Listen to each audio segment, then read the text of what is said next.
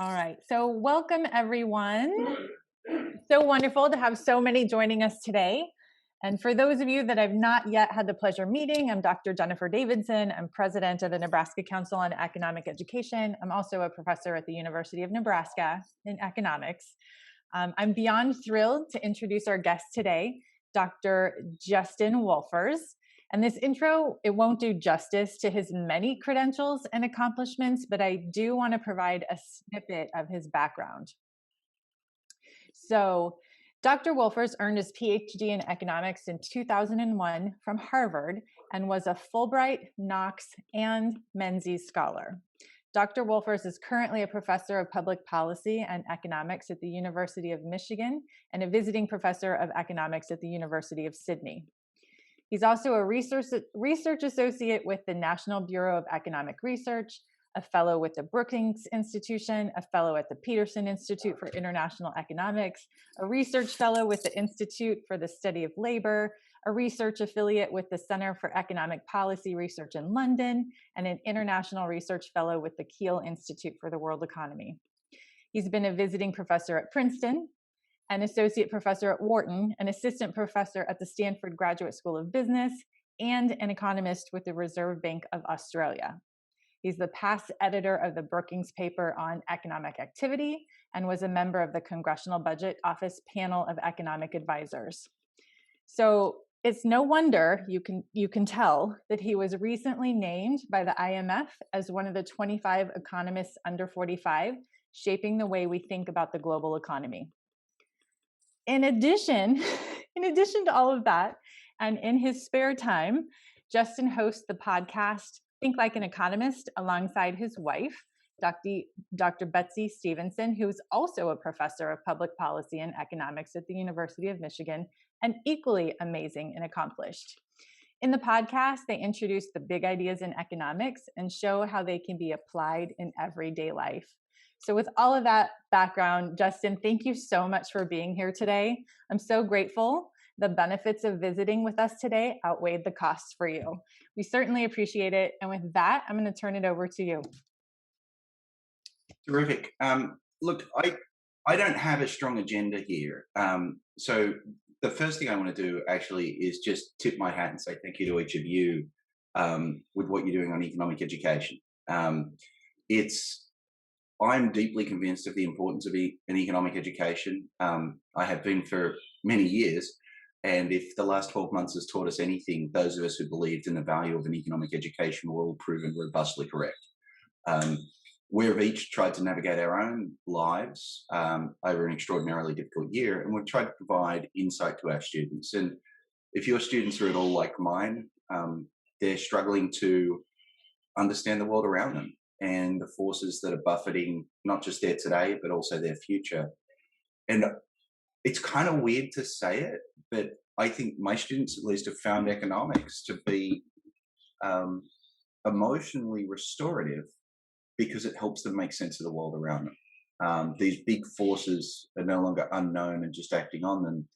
They understand them. They understand how they can shape them. They can understand how they can make better choices in the face of them. And, you know, I think that's all of our goals as economic educators, to empower our students. So, you know, I just want to tip my hat to the Nebraska Council on Economic Education. It's not just that each of you are out there at the coal faces teaching the next generation. It's that you're also trying to make economic education work better in Nebraska and beyond. And it's just such vitally important work. Jennifer, I didn't come with a spiel. So let me just say, I'm happy to talk about anything that's on people's minds. Let me give you a few things, a few possibilities, and I'm happy to go anywhere.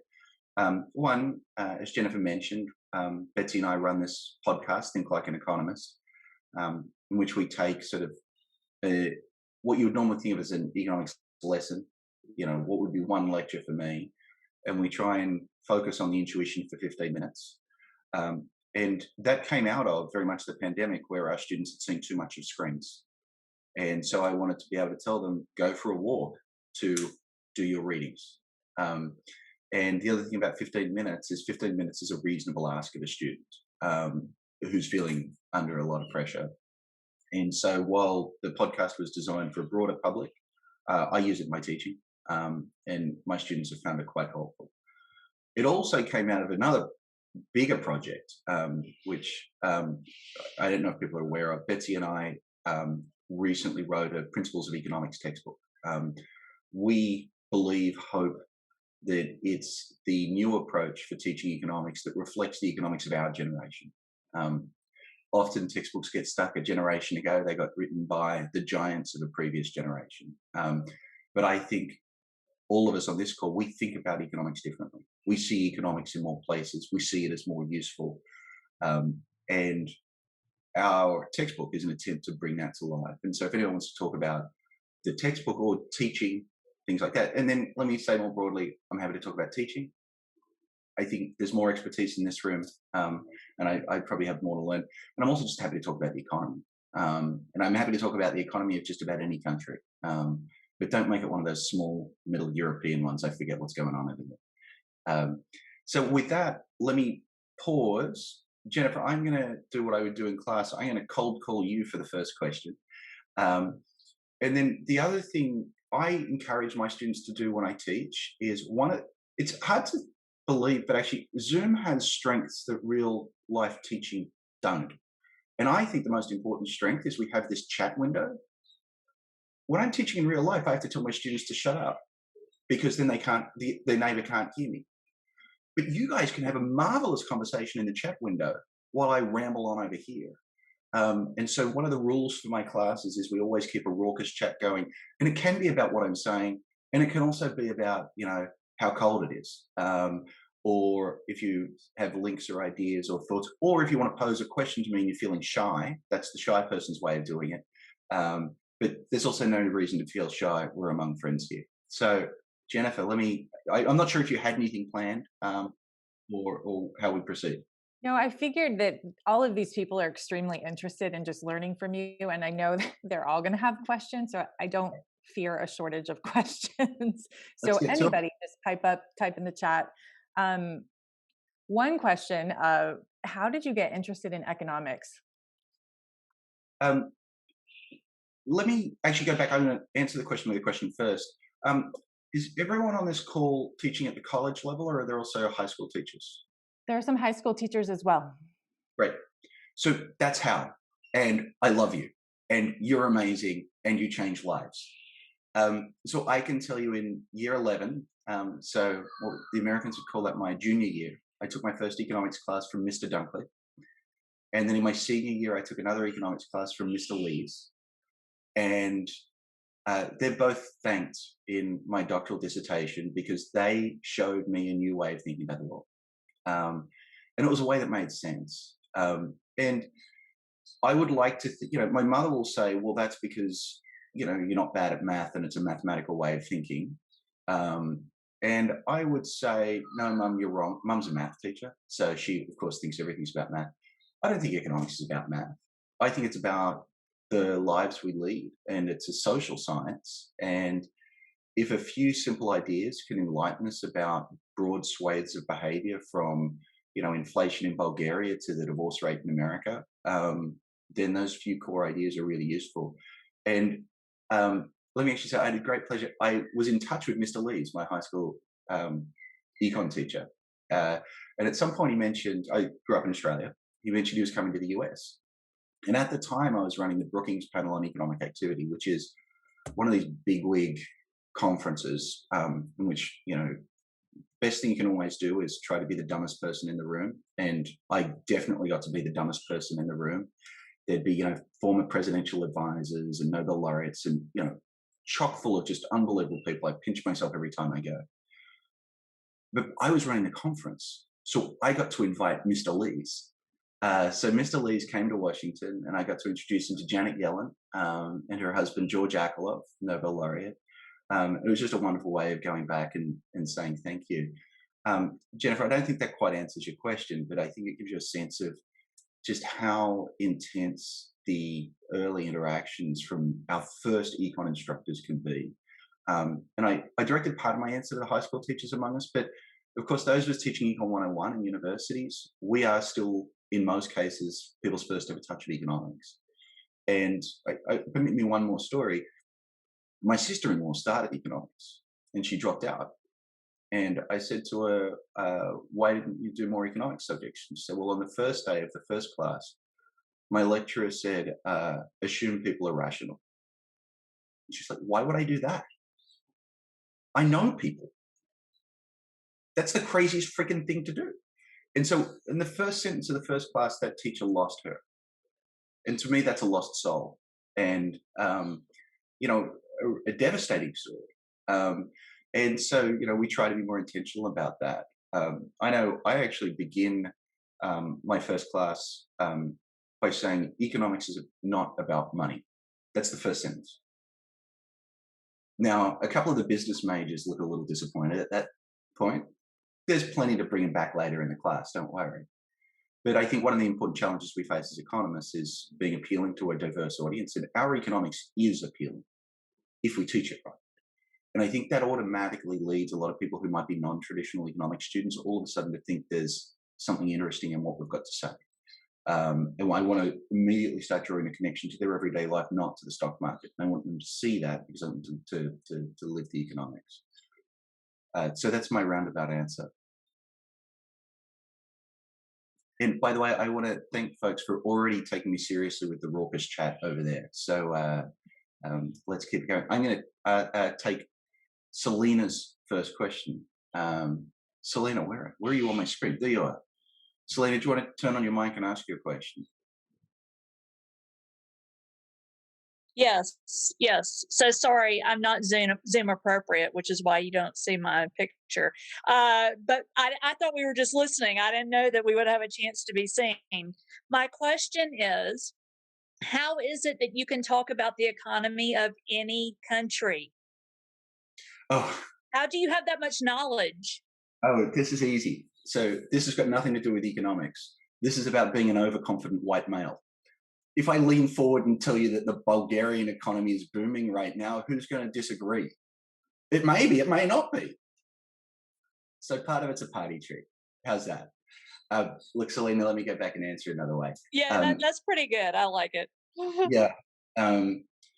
Let me go back and answer it another way.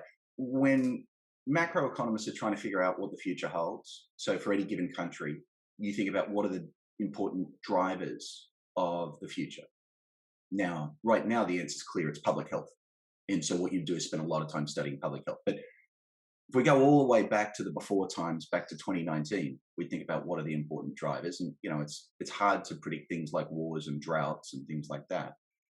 But we can see what's going on with our global trading partners. And so particularly the smaller the country, so in Australia, you would always begin by thinking about what's happening in Asia, what's happening in the US, what's happening in Europe, and what's happening in Japan.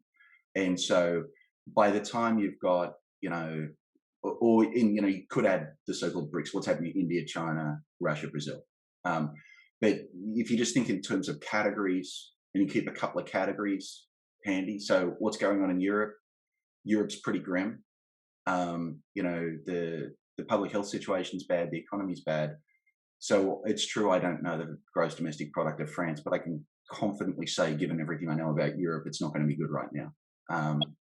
The US is a monstrously large economy and so important for the rest of the world, and we all track what's going on there. Once you know what's happening in the US, you certainly know what's happening in Canada, the 51st state. And then, what's happening in Asia is largely driven by China. And so a couple of big categories get you most of the way there.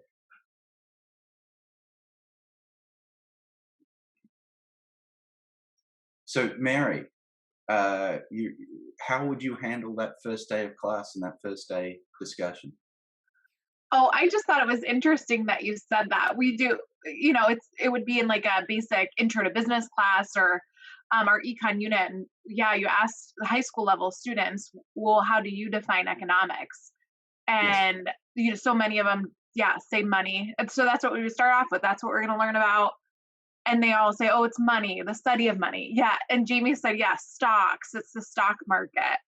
And that, and we'd really break it down. And we would always say, well, it's really about people and the choices that they make and then kind of build from there. So I thought that was very, just shows across the board. That's what people believe it to be, and it's not.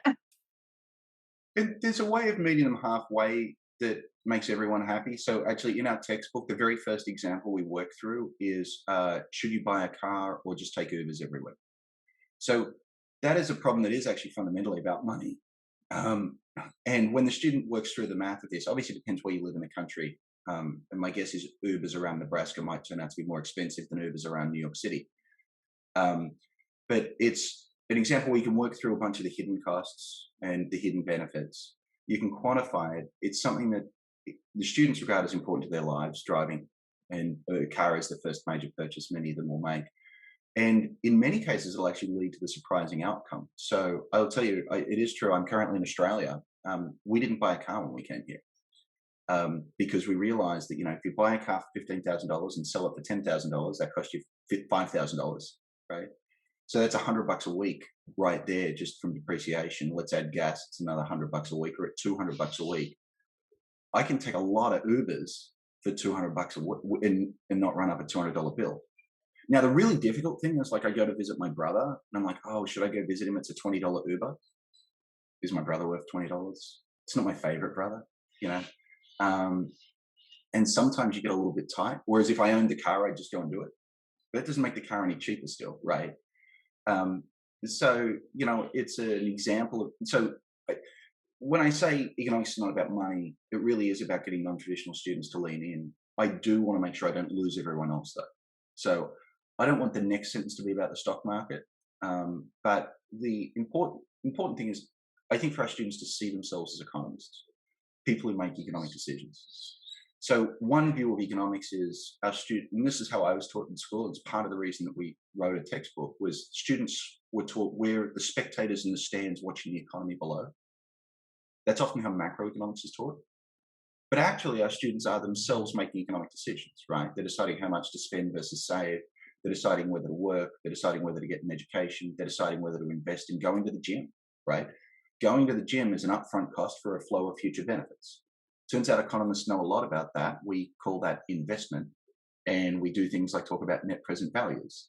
And so all of these tools we have are useful to them in their everyday lives. But our job as instructors, I think, is very much to think about how can we make that case to them. One of the useful experiences in my life is I began my teaching career teaching in business schools. It sounds like some of you also teach in business schools. And the one thing I learned teaching in business school is the average business student thinks that if you're an instructor, it's because you failed at business and you're not worth listening to.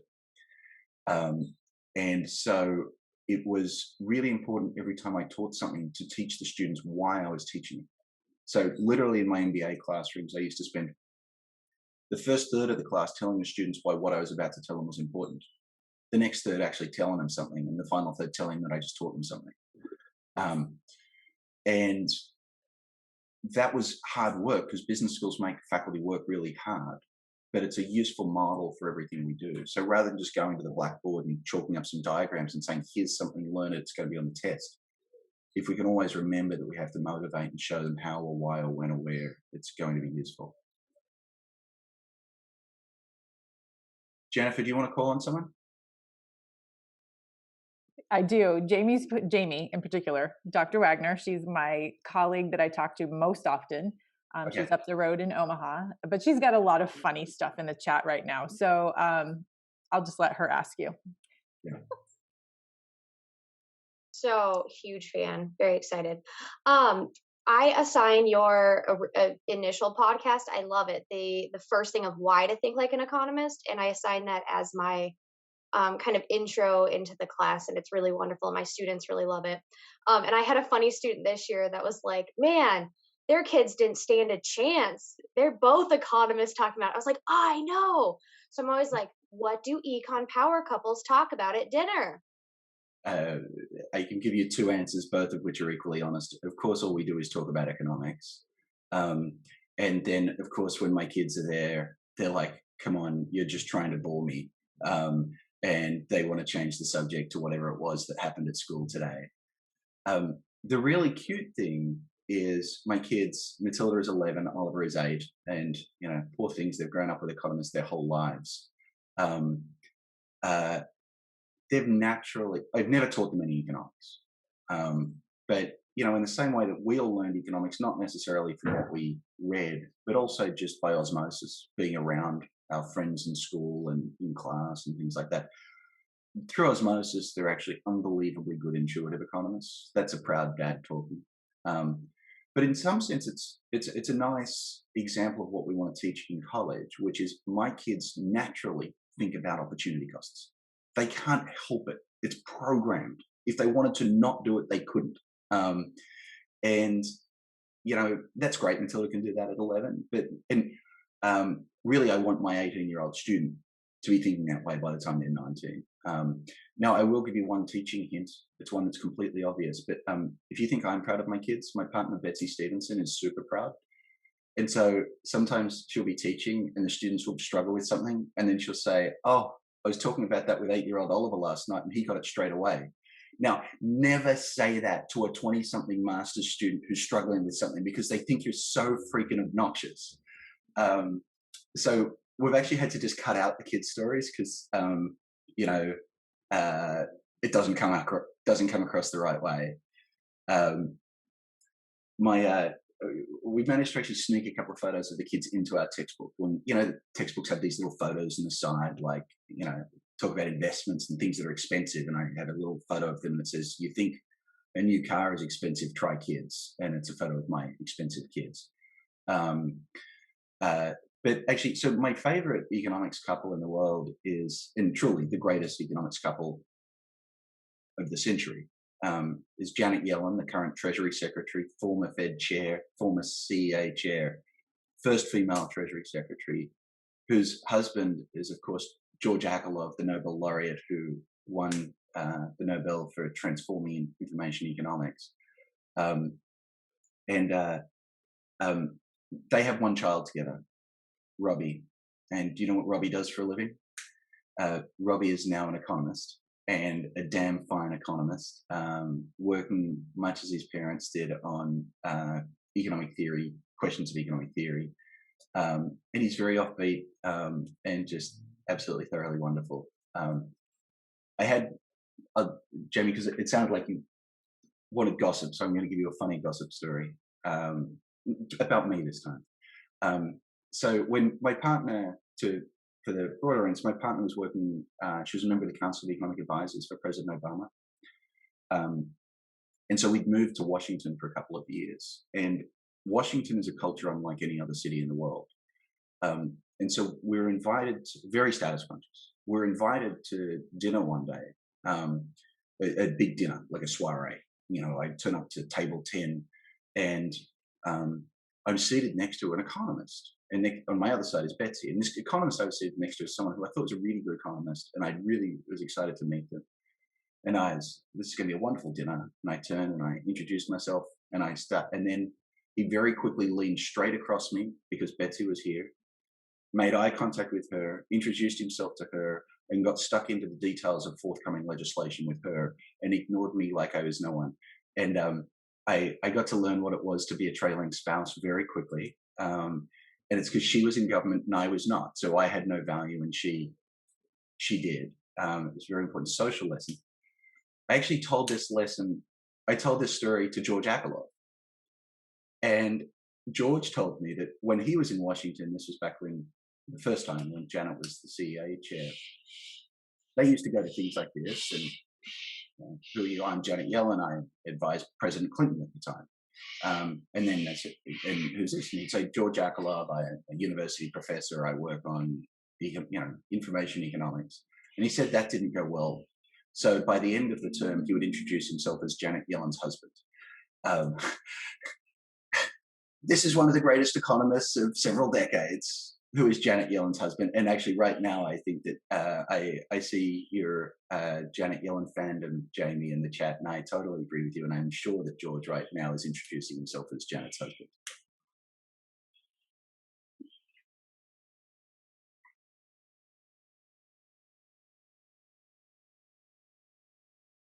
And I'm doing the pregnant pause that we learned for teaching, which is to say the next question has to come from one of you.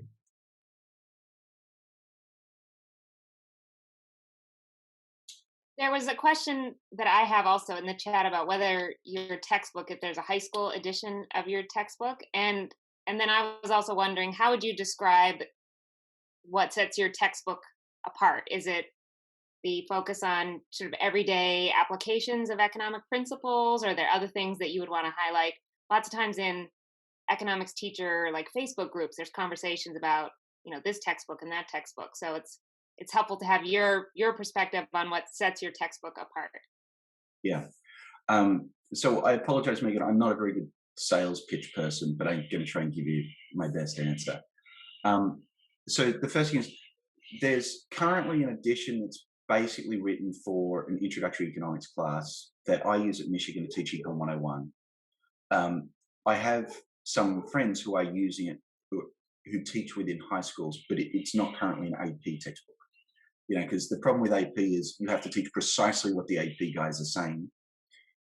There's one currently under development. So in 3 years' time, the answer will be yes. And for those of you teaching AP, let me just say, I'm sorry, because I think the people who set the exam have a very backward-looking view on economics. And sometimes you have those painful days where you have to teach stuff that either isn't quite right or isn't modern or isn't relevant. And it is a shame that we can't update that curriculum a little more aggressively. Megan, let me try and answer the question, what is it we try and do differently? The first is literally generational, which is when you and I learned economics, it is very different. So the current leading economics textbook was written by Greg Mankiw. Greg is both my co-author and my friend, but when Greg went to graduate school, he would have written his dissertation on punch cards. Like literally, just do the math, go back, think about the history of computing. So the role of economics back then was very different. We didn't have many facts, so we had to use assumptions and theory to fill in where we didn't have facts. Today, the problem that you and I and our students face is we have big data. We have too much data. We have a tidal wave of data. And the question is, how can you make sense of all that data? And that's a different role for economic theory, and that's the role our generation thinks about.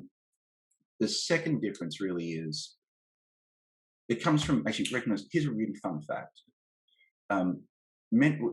Here's some background. Many of my colleagues at Michigan, they teach the class as if they're teaching the next generation of policymakers. So as if Janet Yellen, the future Janet Yellen, is in class. Now, it turns out for every 10 students who take an intro class, only one ever takes another class. And for every 100 students who major, only one ends up an economist. Among econ majors, economist is not the first, second, third, fourth, or fifth most popular occupation. In fact, it's the 14th most popular occupation. And that's only because the occupation of economist is coupled with market researcher. So the truth is, our students aren't becoming economists.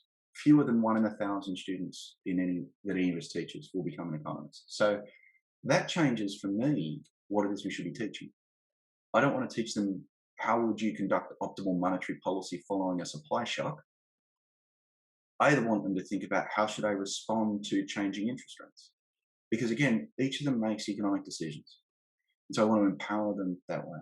And the ability to do so comes from, I think, the third thing, which is in our lifetimes, economics is, I think, just transformed and revolutionized. And we can each have different stories about who's responsible for this. But we've gone from economics being about inputs and outputs and factories to being about everything. Betsy and I work on the economics of marriage and divorce. We think economics can help us understand crime and family life and education and health. And these, I think, are the most vibrant parts of economics right now. These are the parts also that are most useful for our students, and also they're going to be most attractive to a diverse audience. It's not just the white male business majors. And so the economics of everything, I think, is just a tremendous opportunity, because now we're giving our students, I use this term purposefully, useful economics, literally ideas that they can go and apply the very next day to their choices. And I also want to make sure it's not like take a shot at my friend here. Greg Mankiw's textbook has 34 references to ice cream. if you think the importance of economics is it can tell you how much ice cream to buy, then you've just made the case to students that economics is neither interesting nor important. But we do make important decisions. Each of, the high school instructors among us have, our students are trying to decide whether to go to college. Those of us teaching community colleges, we're trying to help them decide 2 years or 4, right? Those who are teaching in 4-year schools, trying to think about career paths and thinking about graduate school. They have to make important decisions about their health, as we've seen this year. They have to manage their personal finances. They have to make investments in relationships. Look, my favorite example, when I teach the sunk cost fallacy, the sunk cost fallacy we all think is really important as economic educators, and we'll talk about how Concord invested too much, the British government invested too much in Concord. But of course, the sunk cost fallacy is, we've all got that friend who's been dating a guy or a girl for 2 or 3 years and it's not working out. And they come to you for advice and they say, well, I really don't think I should dump them because I put so much into this relationship. And this is the point at which we get to use our economist brains and say, that's sunk cost thinking, dump them. And I will tell you as an empirical fact, every time I've told one of my friends that, and they've followed that advice, they've come back and said, why didn't I do that 3 months ago? This is in economics, 1, that's helpful there, but 2, that resonates, right? My students, having heard that story, each of us has that friend, right? Megan, do you have that friend? Right. Yeah. And so I will forever think about my friend Marilyn when I think about sunk costs. And now that idea is wrapped up in her life story, which is a narrative I hold on to. I will never forget it. And so, this now is less about economics and more about instruction, which is the mind thinks narratively. And the more that we can tell stories, the more that those stories will stick. Is that responsive? Yes, thank you. I really appreciate that. I think a lot of us on the call are totally think about the way we teach economics to our students in the same way. So it's validating to hear you say that. Yeah. So 1, I have a favor to ask. Next time this comes up in a Facebook group, you can say, Justin wrote this book. You should have a look Right. at it. I will. And 2, what's funny is often I'm talking to audiences and they say, wow, this is just such a revolutionary way of teaching. And I'm like, no, it's not. If you look at how real teachers teach, teachers who care, and to be clear, that's a minority, but teachers who care understand this. And so, a lot of this is just, how is it you want to teach, and then how can we provide the support for that rather than, like pushing a particular perspective.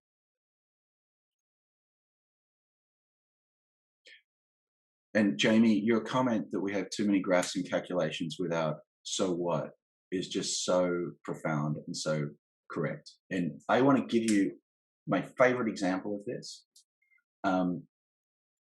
which is elasticity. Our students obsess about the formula, right?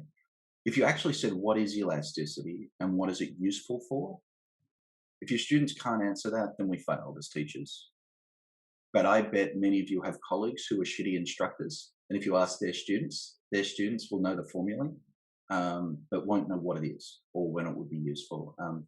Betsy tells me she had a student who came to her office at the end of the year, very mathematically gifted student, got an A in her class. And she's like, I'm surprised to see you here. Why do you need advice? And she's like, look, I know how to plug and chug through a problem set, but I have no idea what any of this means. What is elasticity? Literally said that. I remember when I was in graduate school, the first big exams you take at the end of your first year, which can get you kicked out if you do poorly. I was doing it next to my dear friend who was an Israeli mathematician, right? This guy's just brilliant. So, of course, I'm freaking out. I passed. He's not. He goes through it. The whole thing's easy. We finish. He passes. And then later on, he comes and he says to me, so, Justin, this at the end of graduate school, right? He says, what is consumer surplus? Like, what does it mean? Why do I care? He knew how to integrate the area under demand curve, but he didn't know what it was or why we care about it, right? Now, I teach my students that it's joy. It's extra stuff. It's getting a deal. It's, and I think, the word surplus is a horrible word, just like the word rent was a horrible word. I went through my undergraduate and was taught a lot about rents. I was like, what's this got to do with houses? But that I can walk into a coffee shop and someone will make me a cup of coffee for $3, even though I valued it at $5, and that created $2 worth of joy. That's extraordinary. Like all I did was walked in, and it created extra joy in the world. I mean, it's just the most amazing fact. And there are coffee shops everywhere trying to make me happy. And so we really can make something from nothing. That's what economic surplus is, right? And so again, like, let's get rid of let's not get rid of it. Calculations can come after intuition. So Jamie, that was just a long way of me agreeing with you and agreeing vehemently. My students looked at me crazy. I was literally teaching elasticity at 9 o'clock here today. And I told them, I was like, I don't know the formula for elasticity. I look it up every single time. So I don't care that you don't know the formula. So I had a huge fight with my publishers, which is I said I didn't even want the formula. Because here's why. In your professional life as an economist, not your teaching life, Jamie, in your professional life, have you ever had to calculate an elasticity? So many times. No, never. Never. That's why I tell them I don't know it. Right. Like you never do. The most that will happen is you'll run a regression in logs and it's a coefficient. We don't teach our students that anyway, right? So I've never used it, ever. So I wanted to leave it out totally. Now it turns out when you write a textbook, your publisher insists that you write one that all instructors can use. And they pointed out that we do need to teach our students this because it's going to be on the exam. And so it's there, but it was grudgingly there, I'll tell you. And we spend too much time on that stuff. You got to sell textbooks, and you've got to, appease the old school peeps who are not going to change their mentality. So, welcome to my life, Jamie.